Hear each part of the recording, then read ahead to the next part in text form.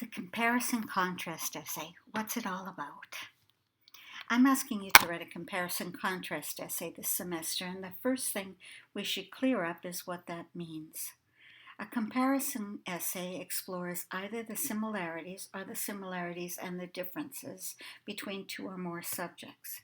A contrast essay explores only the differences, but both kinds of essays make a point.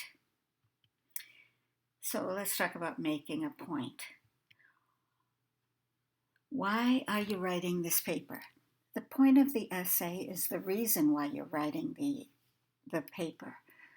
For an academic setting, we call your point the thesis, and it's usually a one-sentence summation of what you believe and what you are going to prove or demonstrate in your paper.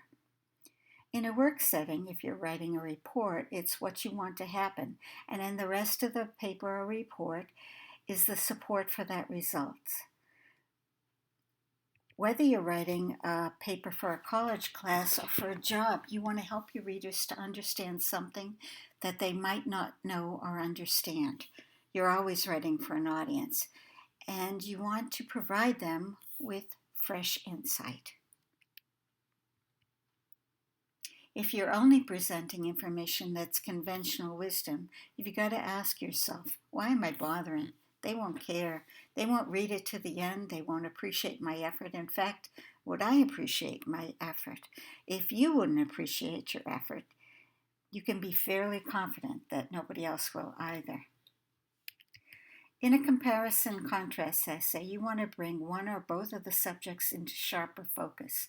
Often in business, at least, it means that the goal is to identify the better choice, to show why one subject is better than another.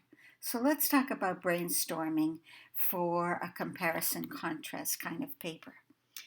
In any kind of writing assignment, the first thing you want to do is brainstorm, to get all your ideas down on a piece of paper.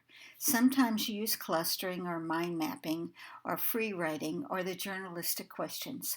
But for comparison contrast papers, you might want to consider brainstorming using a Venn diagram. This helps you identify what you know about each topic, and how the things that you know about these topics overlap. What points would make for an interesting comparison contrast paper? So, to do this, you start by putting each topic name above one of the circles. If you were Bruce Catton writing Grant and Lee, a study in contrasts, you'd probably put Robert E. Lee's name above the left circle and Ulysses S. Grant's name above the right, because you dealt with Lee first in your essay. Then you'd list the qualities or attributes of each man in the portion of the circle that doesn't overlap. You'd be specific. You'd write about Lee's sense of family, of culture, of tradition, his courtly tradition, and his allegiance to the Virginia heritage. And in the right area, you'd write about Grant, the son of a tanner, his toughness, his sense of expanding horizons. But you'd also find areas where they shared qualities as leaders, as fighters, and those points would go into the overlap. You'd circle the most important details of each. You'd find points to compare and to contrast, and you select the points that you want to include in the paper. And you try to find at least 3 areas of comparison that you could use. You'd review your list and identify the 3 categories or aspects that you want to write about. Here is a picture of both Grant and Lee. Now, Grant is on the left, the Union general during the Civil War, and on the right is Robert E. Lee. So, you've read Bruce Catton's Grant and Lee, A Study in Contrasts, and in that you see a great example of a comparison contrast essay. While it focuses more on the differences between these two great leaders, it also points out some of the ways that their differing views helped them to lead both in war and at the end of the war. And how did Bruce Catton achieve this comparison? How did he show both the similarities and differences? What did he focus on? Well, he started with information about Lee's aristocratic background, his old world traditions, and he compared that to Grant's frontier perspective. He wrote about Lee's appreciation for the past versus Grant's dissatisfaction with it. He talked about Lee's sense of himself as a part of his region and Grant's sense of himself as a part of the country, the Union. And was it all differences? No, it wasn't. Both men were great leaders. They were tenacious. They were loyal.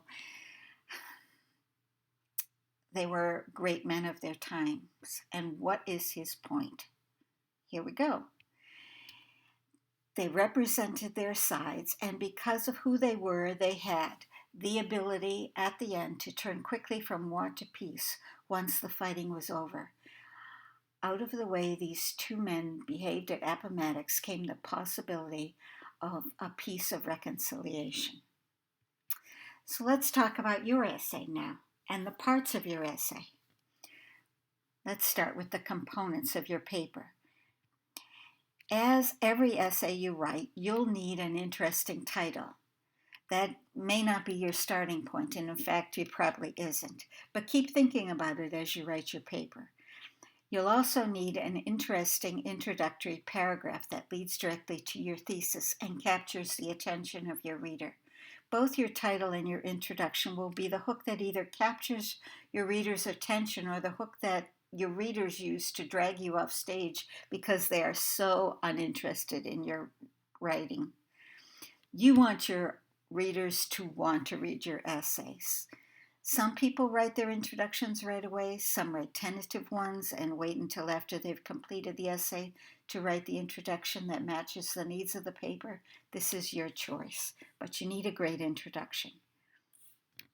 You also need a great clear thesis that clues your readers into the point of your paper.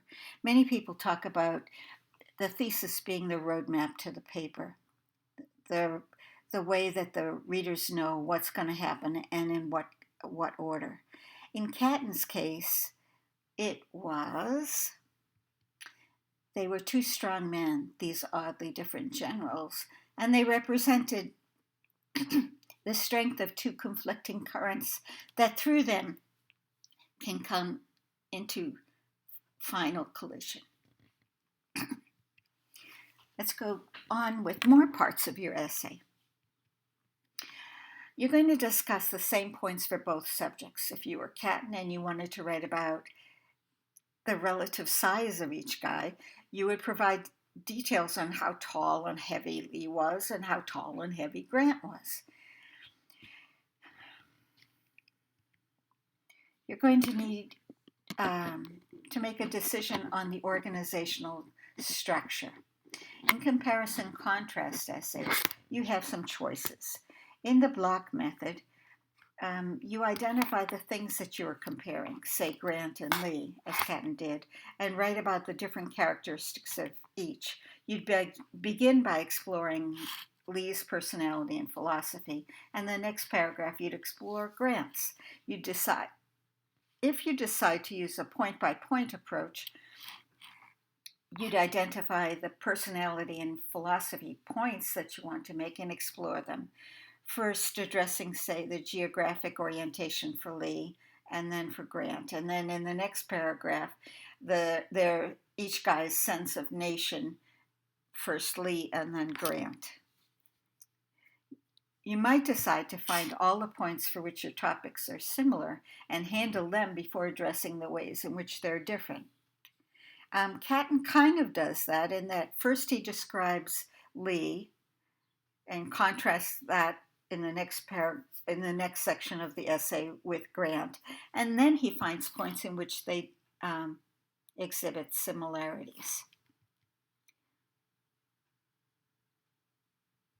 So let's talk about the block method.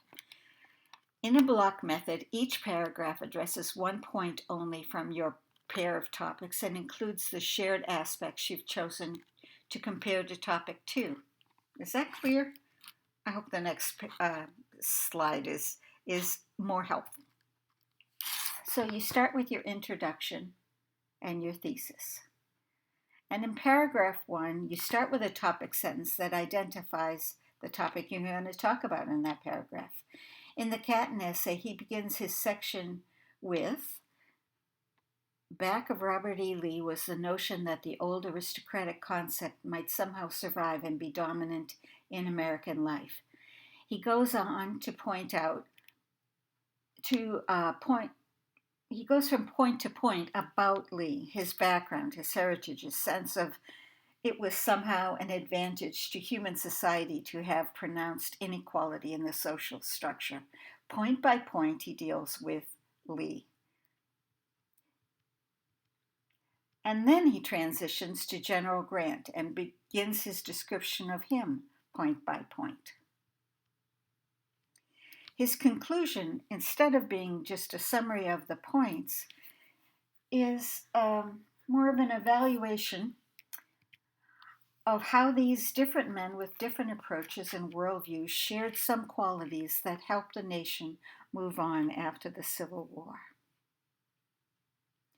So as you see, first you handle one topic completely, and then you move to the next topic.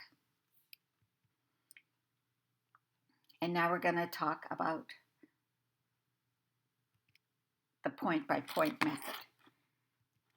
And in this approach, each paragraph contains details on one aspect of both topics organized in the same order. Clear? Let's go on. So again, you need an interesting title and a great introduction and a clear thesis statement. That sort of goes without saying. And then your body paragraphs are organized point by point. If Catton had chosen this approach, he might have explored each man's sense of nation in terms of worldview. Paragraph 2 would focus on Lee's regionalism and Grant's sense of expansion and possibility. Paragraph 3 might be on Lee's sense of the benefit of having inequality and Grant's sense that everybody should be free to achieve. And once again, it ends with a conclusion that either provides a summary of the main points plus an evaluation and/or possible future developments. So, which is a better approach? Well, the best answer is it depends. It really depends on the topic, on the information you have, on which approach makes you feel more comfortable and in control, which approach fits your particular situation. So, good luck with this.